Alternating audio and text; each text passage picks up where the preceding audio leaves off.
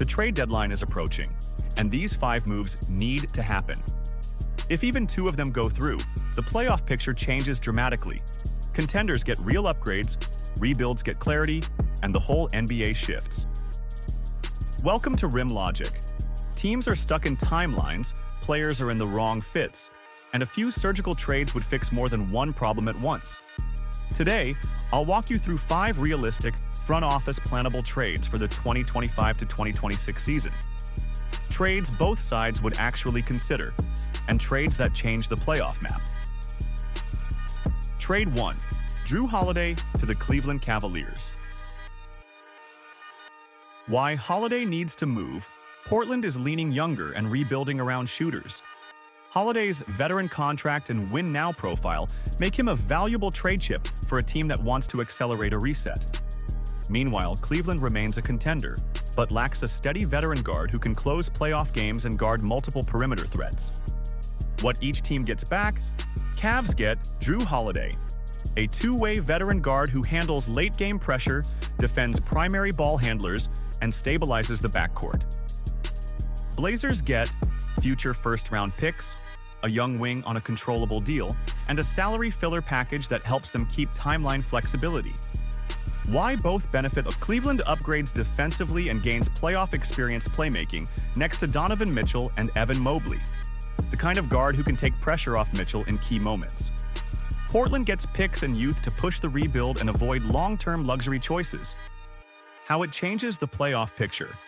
Cavs move from solid seed to legitimate second-round threat with Holiday closing games. Portland accelerates its asset accumulation. Realistic package example, salary-friendly.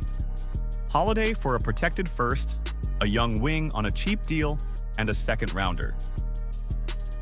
Trade 2. Lauri Markkanen to the Detroit Pistons.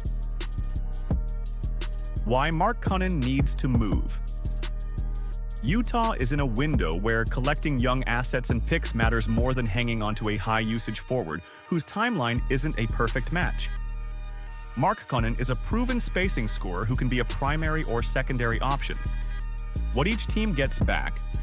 Pistons get Markkanen, floor spacing, pick-and-pop gravity, and a veteran scorer who immediately lifts Detroit's offense. Jazz get young pieces, for example, a rising guard and a veteran expiring, plus a protected first-round pick to deepen a long-term rebuild. Why both benefited? Detroit gains a high-efficiency scoring forward who complements the Pistons' playmakers and increases their offensive ceiling now. Utah sheds salary and gets back assets that align with a multi-year rebuild. How it changes the playoff picture. The Pistons jump from lottery/play-in conversation to real play-in contention. Adding Markkanen turns some close losses into wins. Realistic package example, Markkanen for a young guard, an expiring contract to balance salaries, and a protected future first. Trade 3. Pascal Siakam to the Memphis Grizzlies. Why Siakam needs to move? Indiana has a deep forward rotation and is balancing long-term roster flexibility around Tyrese Halliburton.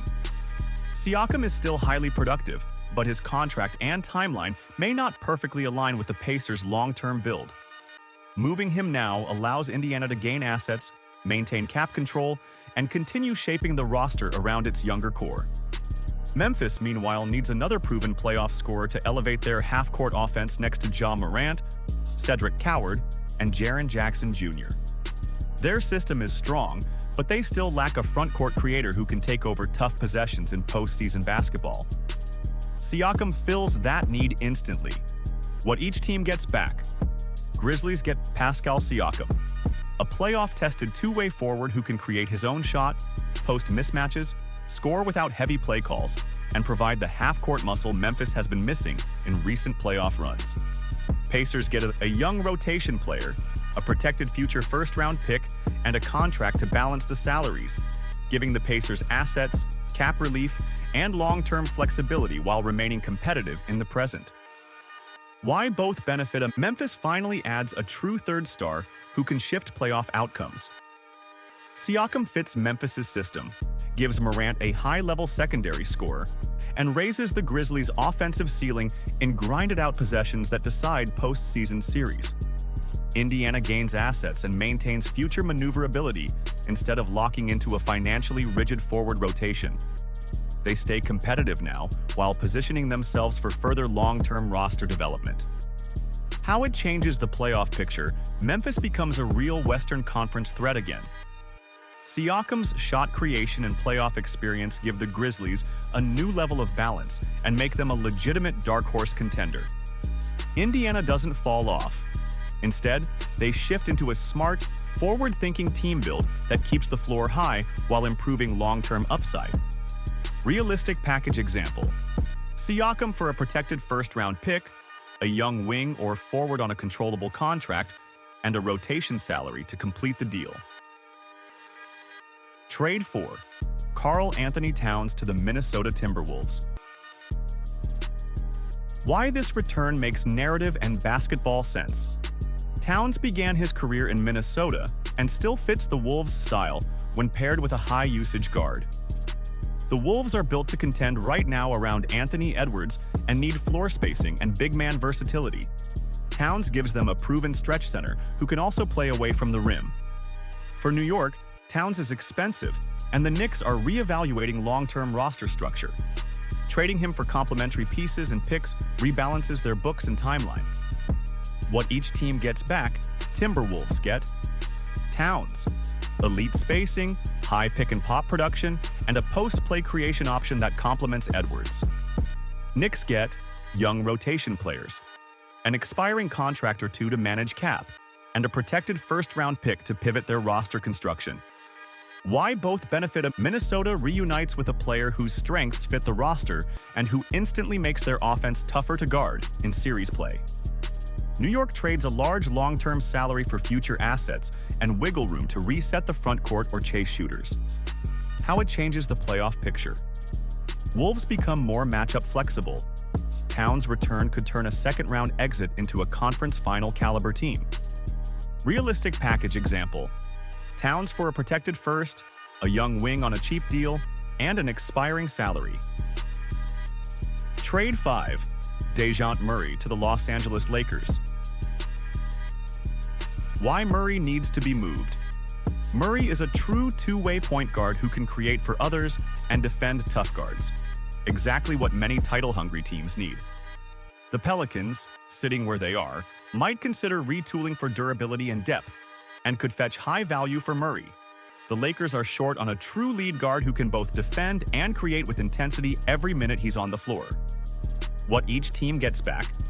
Lakers get Dejounte Murray, defensive-minded playmaker who balances LeBron in the wings and improves perimeter defense. Pelicans get young wings, a future first-round pick, and a salary and expenditure package to preserve long-term flexibility. Why both benefit? Lakers add a starting point guard who fits their defensive identity, takes some playmaking and defensive hassling off LeBron, and changes their late-game rotations. Pelicans get capital to reinforce their depth and protect their future if they decide Murray's value is best converted to picks and youth. How it changes the playoff picture. Lakers become a deeper defensive team and gain a reliable closer, making them a tougher out in the West and potentially altering seeding and matchups. Realistic package example: Murray for a protected future first, a young two-way wing, and an expiring contract to match salaries. There you have it. 5 trades that are realistic, make basketball sense, and would meaningfully reshuffle the playoff landscape before the 2025-26 deadline. Which one do you want to see happen most? Drop your pick in the comments, smash the like button if you want a part 2, and don't forget to subscribe to Rim Logic for the sharpest trade analysis out there. I'll see you in the next breakdown.